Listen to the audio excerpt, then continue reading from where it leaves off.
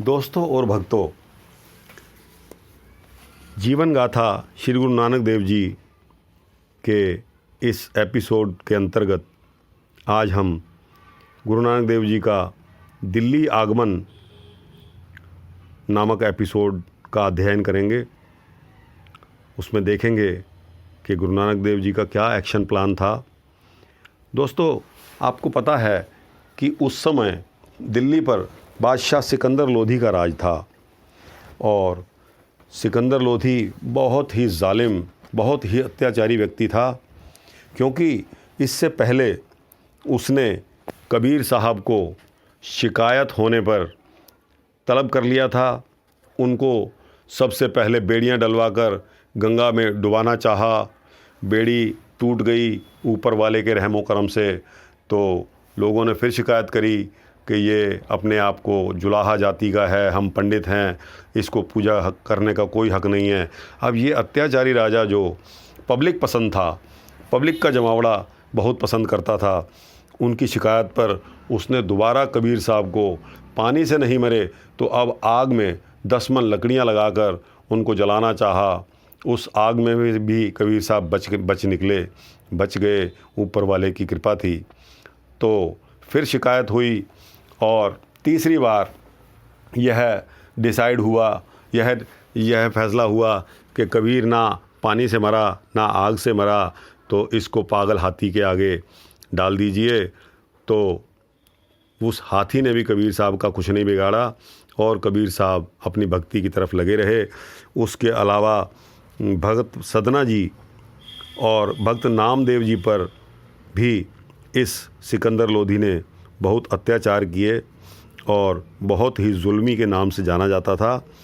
तो अब गुरु नानक देव जी खुद आ रहे हैं उसके पास, तो देखते हैं क्या होता है। तो दोस्तों, गुरु जी जब दिल्ली आए तो शहर के बाहर यमुना के किनारे ही उन्होंने अपना डेरा डाल लिया और उनको मालूम था कि यह बादशाह बहुत ही जुल्मी है, तो बड़े दिमाग से काम लेना पड़ेगा। और कई अन्य फ़कीरों को भी बादशाह लोधी ने दंडित किया हुआ था और सभी को वह करामात दिखाने के लिए मजबूर करता था। गुरुजी ने बादशाह का मरा हुआ हाथी जब जिंदा कर दिया और अपनी करामात दिखाई, तो काजी के ज़रिए गुरुजी से मिलने के लिए सिकंदर लोधी खुद आया गुरुजी के दर्शन करने और विनय करके बोला कि मैं आपसे बहुत खुश हूँ और मुझे भी आप कुछ उपदेश दीजिए। गुरुजी ने कहा कि आपने जो निर्दोष साधु संतों को कैद किया हुआ है, पहले आप उनको रिहा कर दीजिए और मुझसे वादा करिए कि आप धर्म और न्याय के मार्ग पर चलेंगे और किसी निर्दोष को दुख नहीं देंगे। तो बादशाह ने गुरुजी के यह वचन मान लिए और सभी साधु संतों को सिकंदर लोधी ने रिहा कर दिया और आगे से ऐसी कटु कार्यवाही ना करने का भी प्रण लिया। दोस्तों, इस स्थान पर जहाँ गुरु नानक देव जी ने अपना डेरा डाला था यमुना नदी के किनारे, इस स्थान पर आजकल गुरुद्वारा मजनू का टीला स्थित है, शोभायमान है। यहाँ एक और मजनू नाम के एक साधु ने बहुत समय तक तपस्या की थी बैठकर, इसलिए इस टीले का नाम मजनू टीला पड़ गया था। अब गुरुजी यहाँ से चलकर मथुरा वृंदावन की तरफ जाते हैं और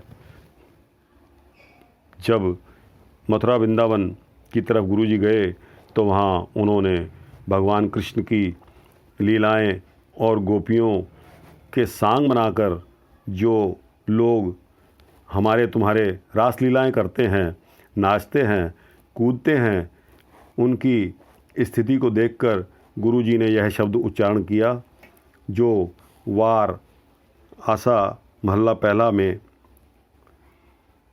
बंदिश है और गुरु ग्रंथ साहिब के अंग नंबर 465 पर निहित है।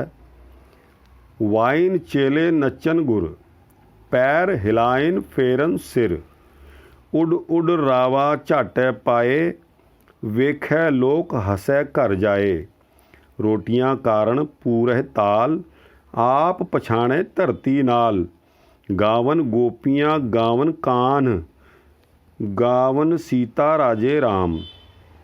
गुरु जी ने इन लोगों से कहा कि यह सब काम उपजाऊ क्रीड़ाएँ हैं, इससे हमारी धार्मिक भावनाएं जागृत होती हैं।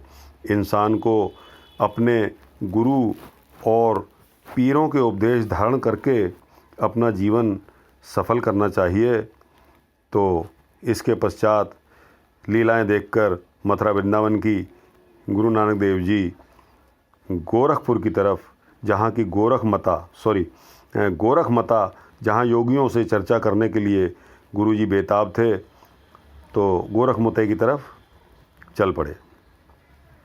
मथुरा से चलकर योगियों के प्रसिद्ध स्थान गोरख माता पहुँचे जब, तो यहाँ जंगल में योगी गोरखनाथ, जिनके आपने देखा होगा कि कानों में कट लगे होते हैं, कान फटे हुए होते हैं उनके, और उनके शिष्य रहते थे। गुरुजी ने उन्हीं के डेरे से कुछ दूर बैठकर अपना कीर्तन सत्संग प्रारंभ कर दिया और सारे योगी गुरुजी के पास आकर इकट्ठे हो गए। तो योगियों ने गुरुजी से पूछा कि आपका मत क्या है, आप कौन हैं और कहाँ से आए हैं, और यहाँ किस तरह से आए हैं, किस कारण से आए हैं। गुरुजी ने कहा कि हम निरंकारी हैं और निरंकार के देश से आए हैं, यहाँ आपके दर्शन करने आए हैं। तो योगियों ने कहा, हमारा योग मत धारण कर लो, आपको सच्चा मार्ग प्राप्त हो जाएगा। गुरुजी बोले कि सच्चा मार्ग किसी वेश में सीमित नहीं है। जो इंसान अपने आप को जगत की बुराइयों से बचाकर रखता है, उसी को सच्चा मार्ग मिल जाता है। अनेक प्रकार की चर्चाएं करके सिद्धों ने आपको कामल फ़कीर देखकर कहा कि आप योग मत के चिन्ह यानी कि खिंथा, मुंद्रा, झोली और डंडा इत्यादि धारण कर लें और हमारा वेश धारण कर लें, तो आपकी मान्यता और बढ़ जाएगी। आपको शरीर से यह रंगदार वस्त्र उतार देने चाहिए और शरीर पर राख मलने के बाद आपको हमारे उसमें शामिल कर लिया जाएगा। तो गुरुजी बोले कि इन चिन्हों को धारण करने से योग यानी ईश्वर के साथ जुड़ना संभव नहीं है। गुरुजी ने सूही महल्ला पहला कार 7वां में यह शब्द उच्चारण किया, जोग न खिंथा, जोग न डंडे, जोग न भस्म चढ़ाइए, जोग न मुंदी मूड मुड़ाइए, जोग न सिंडी वाइए, अंजन माहे निरंजन रहिए, जोग जुगत इब पाइए, नानक जीवंत्याँ मर रहिए, ऐसा जोग कमाइए, वाजय वाजहो सिंडी वाजय, तव निरपओ पद पाइए। इसका मतलब है, ये पंक्तियाँ गुरु ग्रंथ साहब के पन्ना नंबर यानी कि अंग नंबर 730 पर निहित हैं। इनका भावार्थ है कि हे योगी जनों, खिंथा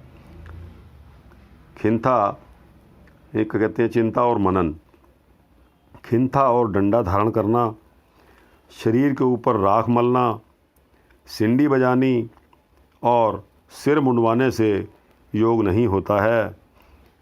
असली योग यह है कि माया में रहते हुए ऐसा जीवन व्यतीत करो कि संसार की तरफ से शव समान उडोल, अनैच्छित और निर्विकार रहो। फिर जब सिंडी को फूंक मारने के बिना ही अनहद की ध्वनि हो उठे तो अलख निरंजन पद को ग्रहण करते हैं। गुरु जी के यह वचन सुनकर सिद्ध आदेश करते हुए अपनी इच्छा से उठकर पहाड़ों की तरफ चल दिए और इस प्रकार गुरु नानक जी आगे चल देते हैं। अब नानक मता जो गोरख मता था वो देखिए नानक मता कैसे होता है। तो नानक मते में गुरुजी प्रसिद्ध हो जाते हैं। वो अपने कला दिखाकर, गुरुजी की कला है कि सिद्धों के ऊपर इस चर्चा के द्वारा गुरुजी की विजय हो गई और गोरख मत का नाम नानक मत्ता प्रसिद्ध हो गया। यहाँ पर एक गुरुद्वारा स्थित है जहाँ हर वैसाखी पर भारी मेला लगता है। तो दोस्तों इसके बारे में एक और भी वृतांत आता है कि जब गुरु नानक देव गोरख मते पहुँचे तो यह बहस भी हो गई कि यह गोरख मता है, यहाँ नानक का मत नहीं चलेगा, वगैरह वगैरह बातें इनका जिक्र है। और जब बहस हो गई तो गुरु नानक देव ने भी कह दिया कि धरती माता से पूछ लेते हैं कि हे धरती माता तुम किसकी हो। तो कहा जाता है कि इन्होंने गोरख मत वालों ने एक व्यक्ति को गड्ढा खोदकर उसके अंदर ज़मीन के अंदर बैठा दिया था और जब उससे कहा गया था कि भैया तुझसे कहें कि हे धरती माता तू किसकी है, तो आप कह देना कि मैं गुरु गोरखनाथ की हूँ। तो कहते हैं कि जब धरती माता से पूछा गया तो एक बार आवाज़ आई कि हे धरती माता तू किसकी है, तो धरती माता ने जवाब दिया कि मैं गुरु गोरखनाथ की हूँ। तो गुरु नानक देव जी की वहाँ कुछ इस तरह की निरादर हुआ। तब गुरु नानक देव जी ने फिर बोला कि एक बार फिर पूछिए कि हे धरती माता तू किसकी है। दोबारा पूछा गया तो क्योंकि धरती के अंदर वो आदमी बैठा हुआ था वो बोलता है कि मैं गुरु गोरखनाथ की हूँ। तो गुरु नानक देव जी को क्रोध आ गया और गुरु नानक देव जी ने क्रोधवश फिर कहा कि एक बार फिर पूछिए कि हे धरती माता तू किसकी है। तो कहते हैं कि वहाँ जहाँ इन्होंने आदमी छुपा रखा था वहाँ एक्सप्लोड हुआ, यानी कि बम्बार्डमेंट हुआ और वह आदमी ख़त्म हो गया और आवाज़ निकली कि मैं गुरु नानक की हूँ। धरती माता से जब पूछा गया हे धरती माता आप किसकी हो, तो जवाब मिला कि मैं गुरु नानक की हूँ। तो उस दिन से कहा जाता है कि गोरख मते का नाम नानक मता प्रसिद्ध हो गया। अब अगली लीला वहीं पर नानक मते में गुरुजी ने जो है रीठे, जो कि आपने देखा होगा सुना होगा बहुत कड़वे होते हैं, इनका बहुत जहरीला जो है वो स्वाद होता है और ये खाए नहीं जा सकते। तो वो रीठे जो गुरुजी की कृपा से मीठे हो गए उसका वृतांत सुनते हैं। नानक मते से गुरुजी पूर्व दिशा की ओर यानी बनारस की तरफ जा रहे थे तो रास्ते में मर्दाने ने कहा महाराज जंगलों और पहाड़ों में चलते हुए भूख लगी है, मुझे तो इतनी भूख लगी है कि मैं चल भी नहीं सकता, मुझे कुछ खाने को मिल जाए तो आपके साथ चलने लायक हो जाऊंगा। उस समय गुरुजी एक रीठे के वृक्ष के नीचे आराम कर रहे थे। तो गुरुजी ने पेड़ की तरफ इशारा करके भाई मर्दाना को लटके हुए रीठों की तरफ इशारा करके बोला कि फलों की टहनी हिलाकर गिरे हुए रीठे खा लो। तो मर्दाने ने कहा कि महाराज ये तो जहर है। मर्दाने ने जब सोचा कि ये गुरुजी के लफ्ज़ हैं तो मर्दाने ने आज्ञा का पालन करते हुए वो रीठे डाली को हिलाकर गिराए और जब खाने लगा तो उसको वह रीठे छुआरे की तरह मीठे नज़र आए, मीठे लगे, जो कि मर्दाने ने पेट भरकर खाए और इसी वृक्ष के नीचे आज रीठे मीठे करके गुरु नानक देव जी आगे प्रस्थान करते हैं।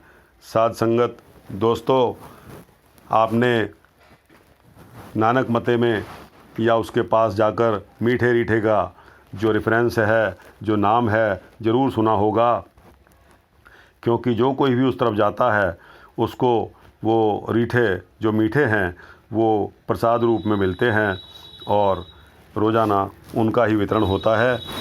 तो मीठे रीठे करने की कला वो सिर्फ़ एक ही पेड़ में है जहाँ की गुरु नानक साहब ने विश्राम किया था। उसके आसपास जितने भी रीठे के वृक्ष हैं वो बहुत ज़्यादा कड़वे हैं और एक यही रीठे का वृक्ष है जो कि इसके रीठे मीठे हैं। तो आज समय इजाज़त नहीं दे रहा, समय कुछ ज़्यादा हो गया है, इसलिए यहाँ विश्राम करते हैं और अगली साखी के लिए हम अयोध्या चलेंगे। तब तक के लिए धन्यवाद।